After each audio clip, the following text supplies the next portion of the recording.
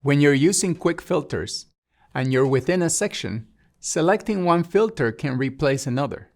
Let me show you what I mean. Here I am in my All Photos view, and I want to find photos taken with specific cameras. If I go to the camera quick filters and I select Nikon, I can see photos taken with a Nikon D70, or I can see photos taken with a Nikon D7200s.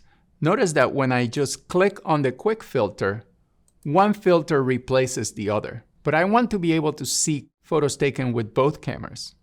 What I can do is I can pin one filter, in this case, the Nikon D7200. I will just click the pin next to it. The filter turns blue, letting me know that it's now persistent. And then I'll add the Nikon D70 filter. And now I'm seeing photos from both of those cameras. If you want to make sure that the filter you're using remains active no matter what, just pin it.